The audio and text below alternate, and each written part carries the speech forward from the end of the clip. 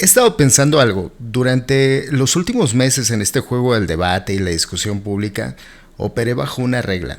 No hables mal de las personas con las que debates. Habla de las ideas. Desmonta argumentos, no reputaciones. Y es una buena regla, es la verdad.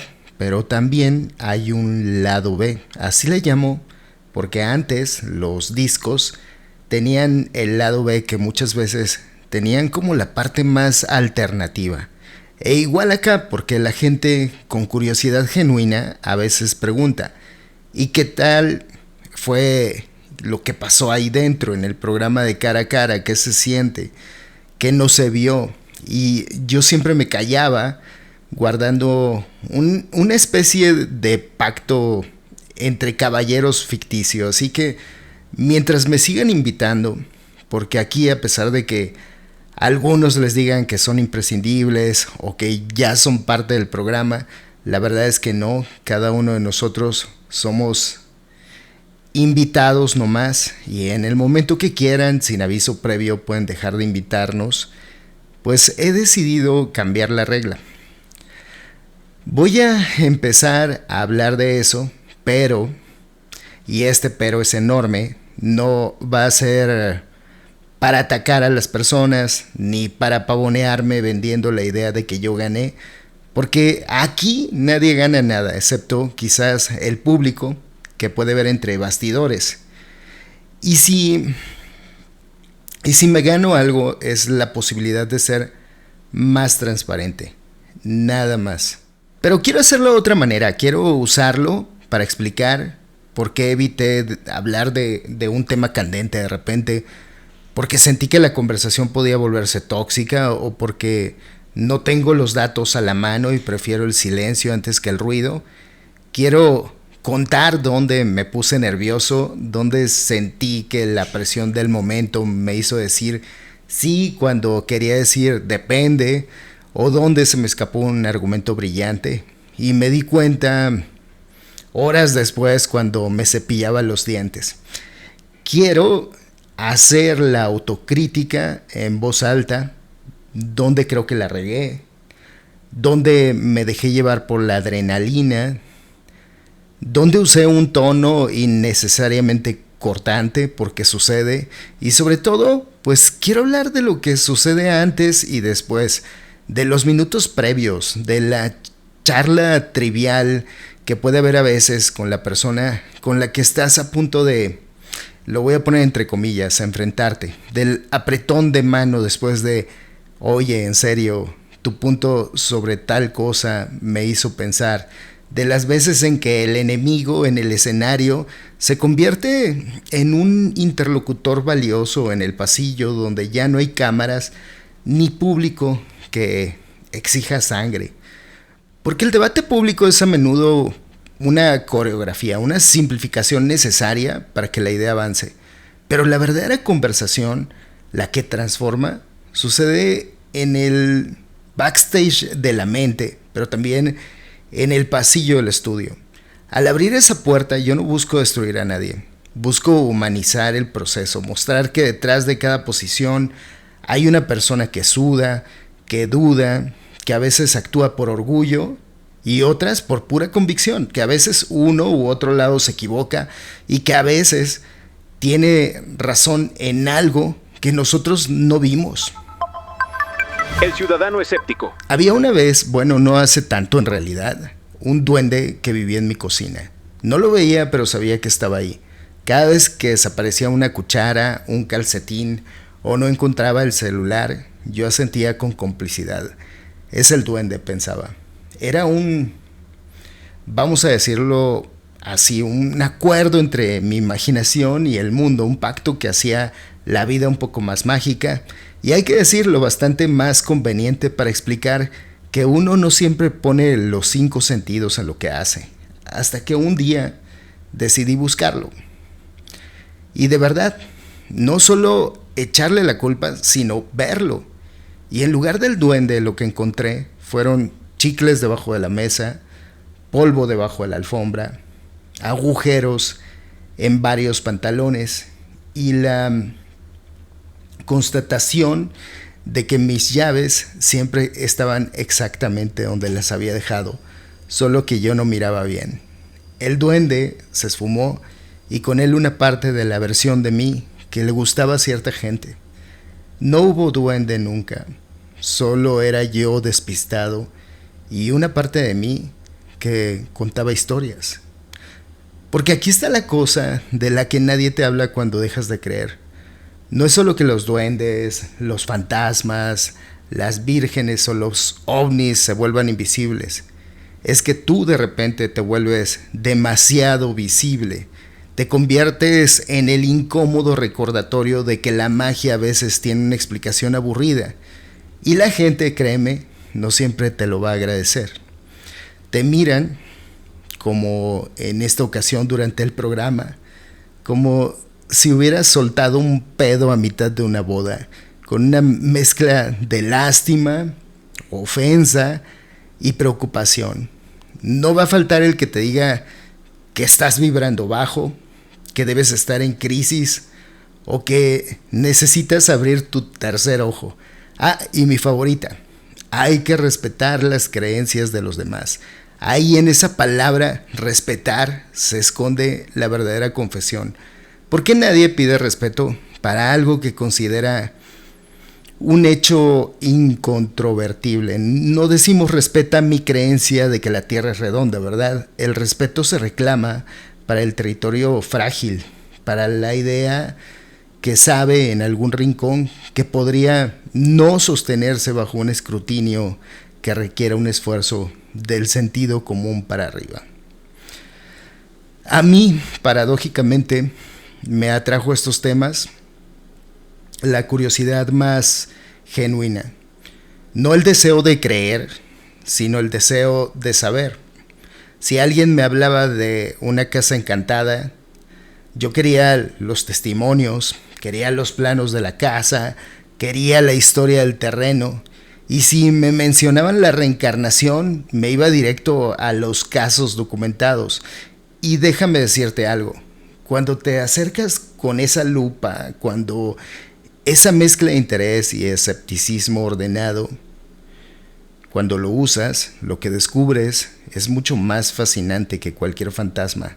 Descubres el folclore, esa telaraña de historias que se adapta a cada época. Descubres la necesidad humana profunda y conmovedora de que la muerte no sea el final, de que no estemos solos en el cosmos, de que haya un orden sobrenatural que ponga un poco de justicia poética en este desorden, y descubres, claro, el autoengaño, la maquinaria perfecta de nuestro cerebro para encontrar patrones donde no los hay y para recordar lo espectacular y olvidar lo mundano. Y luego está ese otro lado de la moneda, el lado lucrativo. Uno mira todo esto y piensa, caray, si hablar de esto en voz alta me gana enemigos y miradas de apestado, bien podría haberme puesto del lado de los que reparten amenes y hostias, o de los que disfrazan al primo de fantasma en fotografías borrosas, porque seamos sinceros, detrás del contactado que canaliza a un arcángel venusino, del pastor que promete la prosperidad a cambio del diezmo, o del medium que por un módico precio te pone en contacto con tu tía difunta, pues hay un interés personal que no tiene nada de santo. Es un modelo de negocio ya bastante viejo. Tú no tienes que convencer a nadie, solo tienes que reafirmar, ampliar su narrativa, darles por su lado, decirles exactamente lo que su necesidad quiere oír, y el que disiente, el que pregunta, ese es el aguafiestas, el vibra bajo, el hereje moderno. No es algo menor, la historia está plagada de ejemplos, desde las cruzadas hasta las sectas autodesvivientes de los años 90, esa suspensión del juicio crítico, ese respeta mi fe en no pocas ocasiones, ha llevado a gente a entregar su dinero, su libertad, su cuerpo y hasta su vida. Por algo insisto, no es que las pseudociencias y las supersticiones hagan daño por ser falsas, sino por sus formas de pensar que, una vez instaladas, hacen vulnerables a las personas a todo tipo de engaños. Yo recuerdo cuando estaba en medio de esa, digamos, transición espiritual hacia la tierra firme, y no voy a mentirte, hubo un momento de debilidad, o más que debilidad, una especie de lucidez cínica. Yo miraba todo lo que había aprendido, los trucos de percepción, los sesgos de confirmación, la forma en que una historia bien contada puede hacer que la gente sienta lo sobrenatural. Había desarmado el mecanismo pieza por pieza y me pregunté, ¿por qué no, en lugar de usar este conocimiento para aislarme, no lo uso para montar mi propio circo? Crónicas del Boulevard. Bienvenidos a esta sección que hemos decidido llamar Crónicas del Boulevard, que será el corazón de este podcast. Es el lugar donde cada semana compartiré los artículos que publico en Vértice Crítico. Esta es la historia que quise contar esta vez. Yo imaginé el show, tengo que confesarlo, un toque de misterio, un poco de psicología fría, un lenguaje lo suficientemente vago como para que cada quien proyectara sus deseos. Podría haber sido un guía espiritual, un investigador de lo inexplicable con patrocinadores, un investigador de lo paranormal que, qué casualidad, siempre encontraba algo real. Chance y hasta me hacían una película. La fórmula estaba ahí, probada por siglos. La gente no quiere datos, quiere consuelo, emoción, un héroe que confirme sus sospechas. Y yo podría haber sido ese héroe, con la economía resuelta, viajando a costa de la credulidad ajena, rodeado de devotos agradecidos en lugar de miradas laterales. Es tan fácil que casi resulta obsceno, es la verdad, y no se ofendan. Y yo pues estaba en esa encrucijada, es la verdad, sintiéndome medio filósofo, medio estafado y sobre todo solo. Pero Efra, un amigo mío de esos que te ven el alma torcida, me notó callado, dándole vueltas al asunto en un café. No me dio un discurso, no me dijo no seas corrupto, cabrón. Me miró con esa calma de quien ya pasó por el desierto, tomó un sorbo de su taza y soltó como quien no quiere la cosa. No lo harás. ¿Y sabes por qué? Porque de este lado hay algo que se llama congruencia. Congruencia. No ética, no moral, congruencia. Una palabra simple, casi de mecánica, que las piezas encajen, que lo que piensas, lo que sabes y lo que haces no choquen entre sí. Fue un salvavidas, pero no uno dulce, uno áspero de cuerda que te raspa las manos al agarrarlo. Porque me dijo sin decirlo, aquí no hay fama fácil, no hay aplausos de multitudes que prefieren el cuento a la complejidad. Aquí hay quizá dormir con la almohada tranquila. Aquí hay mirarte al espejo sin tener que actuar un personaje. Aquí hay la libertad desnuda y a veces fría de no deberle nada a ningún dogma, ni siquiera al dogma escéptico si no lo has puesto a prueba tú mismo. Es el chiste más grande del universo. Los charlatanes viven de la fe de los demás, pero duermen como bebés. Y nosotros, los aburridos, los que exigimos evidencia, los que nos atoramos con las contradicciones, a veces pasamos las noches dando vueltas a un argumento. La incongruencia es un negocio redondo, la congruencia es un lujo caro y solitario, pero es nuestro lujo, es la única moneda que no se devalúa en este mercado de espejismos. Esa palabra, congruencia, le puso nombre al ancla que me faltaba. No era solo tener razón, era hacer de los zapatos a las ideas una sola cosa, aunque esa cosa sea incómoda, aunque esa cosa haga que en las reuniones familiares te manden a callar cuando alguien habla de que vio un ovni. Porque del otro lado está la orilla fácil, la multitud, el respeta mi creencia, que es en realidad un finánciame mi fantasía. Y de este lado, bueno, de este lado está la orilla verdadera. No la más concurrida ni la más colorida, pero es sólida. No se hunde cuando le pones el peso a una pregunta incómoda. Por eso sonrío cuando en algún debate alguien me dice que ser escéptico es muy fácil, como en esta ocasión. Porque solo tenemos que decir que no a todo lo que nos digan, dicen.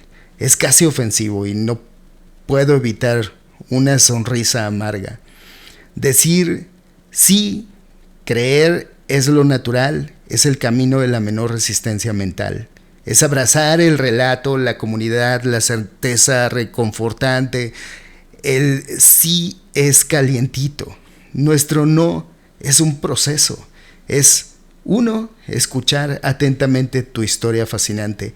2. Suspender el juicio por un instante. Eso ya es gimnasia mental. 3. Buscar información contradictoria que siempre es menos divertida. Y 4.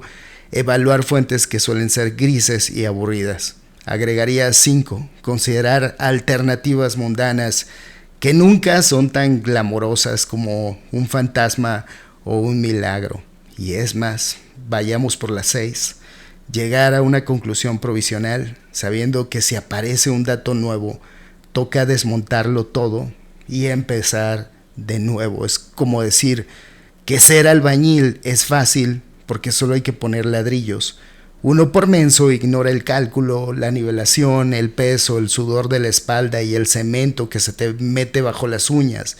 Decir no por sistema es dogmatismo y de eso ya hay demasiado. Pero nuestro no es un muéstrame más, es un espera, vamos a verlo desde otro ángulo. Es un me encantaría que fuera verdad de corazón, pero insísteme con pruebas, no con anécdotas. La ofensa no está en mi escepticismo, sino en que su creencia no pueda soportar ni siquiera el primer tímido ¿en serio? Así que sí, sonrío, con las uñas llenas de cemento y sigo construyendo ladrillo tras ladrillo en este lado de la orilla, porque aquí al menos lo que construimos no se lo lleva la primera marea de un sentimiento bonito. Ahora, seguramente algunos van a preguntarme, oye, ¿estás de acuerdo con todo lo que se dijo de este lado del panel, con toda la banda escéptica? Y pues no, y eso curiosamente es lo más sano de este lado. No somos una iglesia, no hay un catecismo y menos un credo que todos tengamos que seguir al pie de la letra. Eso es lo bonito, pero vamos por partes. Con Iván Guerrero, sí, totalmente en los temas que se manejaron. Iván es alguien a quien conozco desde hace tiempo. Su estilo es diferente, es una persona retraída, meticulosa. La primera vez que lo ves, pensando en voz baja, podrías creer que es un tipo en su propio mundo, ensimismado, pero luego lo escuchas hablar, despliega los argumentos con precisión. No es ruidoso, pero cuando habla, pega con tubo. Y me parece que por eso no se describe como es. Él dijo que era profesor porque a eso se dedica, pero es un divulgador fuerte, con un conocimiento muy cabrón.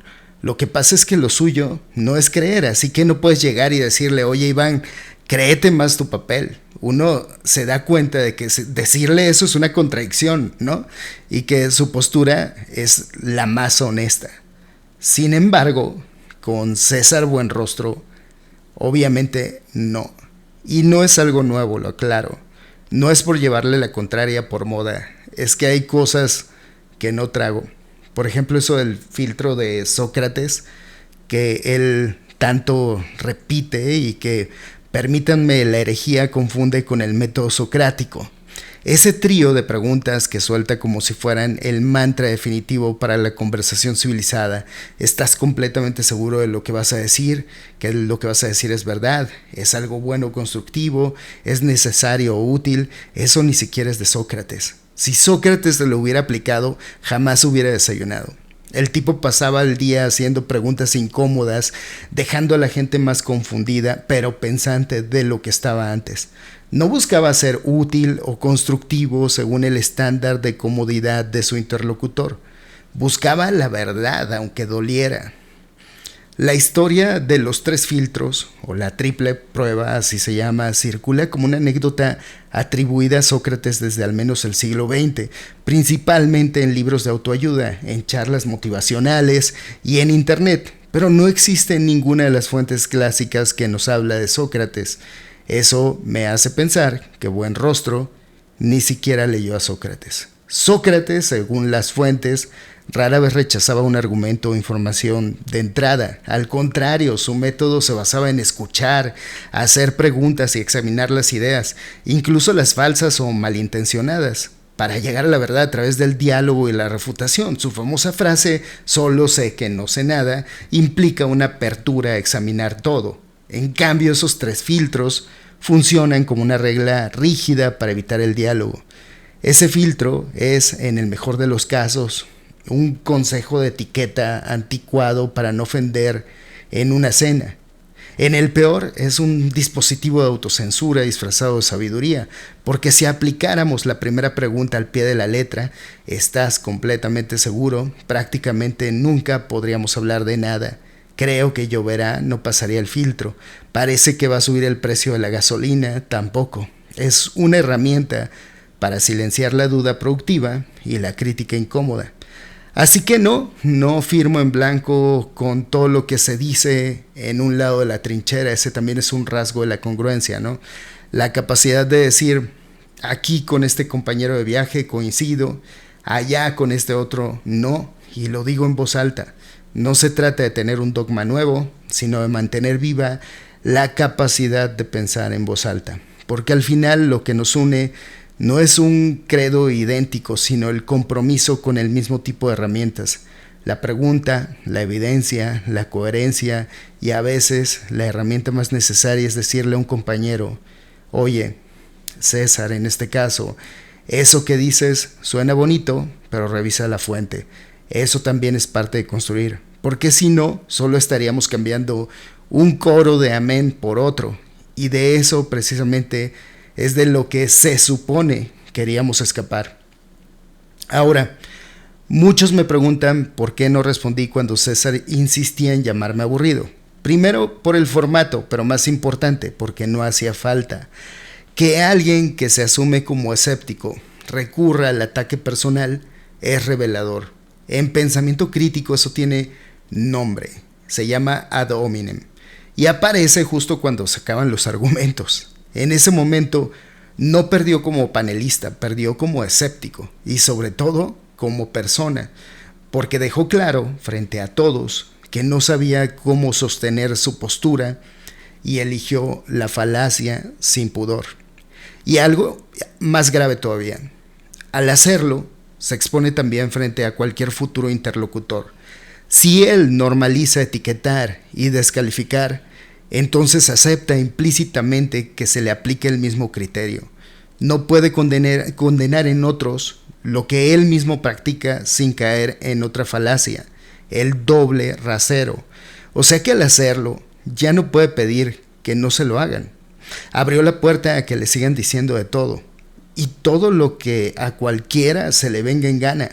No puede aplicar para uno y no para el otro. A eso se le llama doble rasero, aplicar una regla para algo que no te conviene y otra para lo que sí te conviene. Así que a veces no responder es la respuesta más contundente. Y hay otro punto que me duele. Prometo que es el último, pero no desde la emoción, no quiero que piensen eso, sino desde la lógica. Porque cuando la crítica se vuelve un espejo, a veces el reflejo que devuelve te deja sacadísimo de onda. Cada vez que alguien, sea un escéptico con argumentos sólidos, un desencantado o incluso un observador neutral, hace una crítica justa o injusta sobre lo que él hace, escucho a César responder con una frase que me hiela la sangre por su implicación lógica. Qué bueno que traguen por mí o de mí.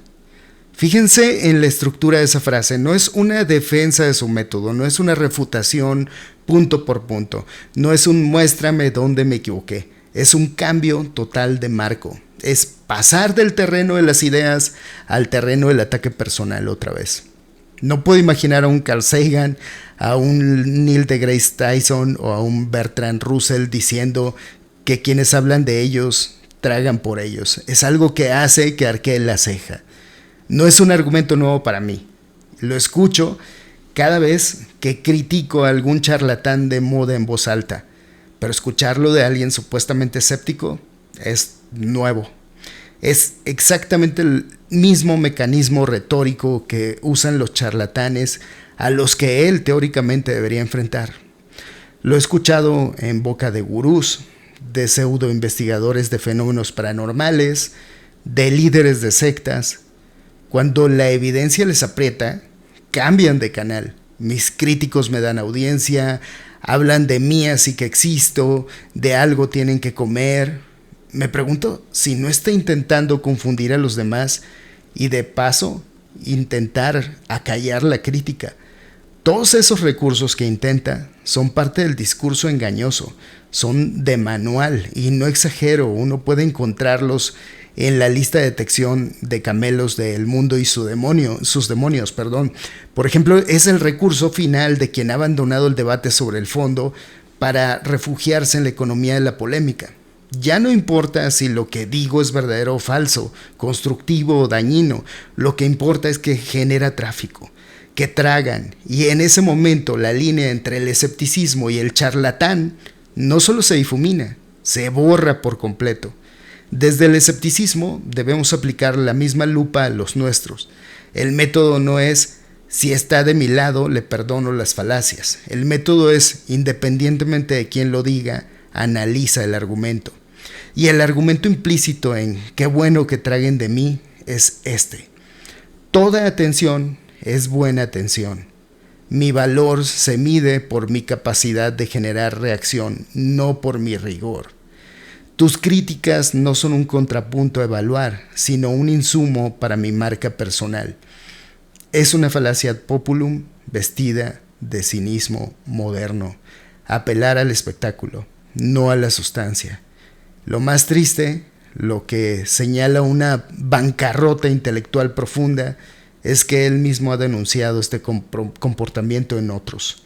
Ha señalado cómo los charlatanes se alimentan de la controversia, cómo convierten el escepticismo hacia ellos en parte de su relato de perseguidos o incomprendidos.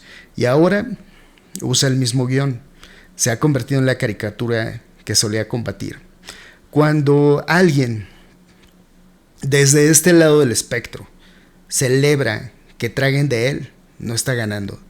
Está capitulando, está admitiendo que al final el juego no era sobre la verdad, sino sobre el poder, y que ha elegido el mismo tipo de poder barato, efímero y vacío que sostiene a todo aquello que deseamos desenmascarar.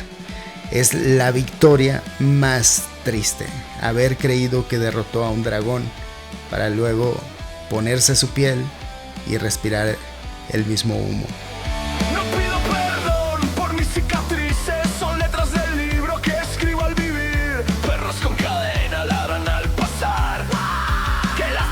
Saben rugir, ¿por qué tan duro? Dijo el carbón al diamante, ¿por qué tan frágil? Le respondí al mirarle. Y bueno, hasta aquí llegamos por hoy. Si te gustó este episodio, no olvides suscribirte, dejar tu comentario o compartirlo con alguien que pueda interesarle. Nos vemos la próxima semana. Y recuerda, en un mundo saturado de voces, no basta con pensar diferente. Lo que realmente importa es pensar con sentido. Porque sí, pensar distinto puede ser un acto de libertad, pero compartirlo con razón y claridad, eso ya es un acto de responsabilidad. Si quieres seguir la conversación, puedes leer el artículo completo en Vértice Crítico o seguirme en redes sociales. Los enlaces están en la descripción. Gracias por escuchar y hasta la próxima. Soy Adalid y esto es El Ciudadano Escéptico.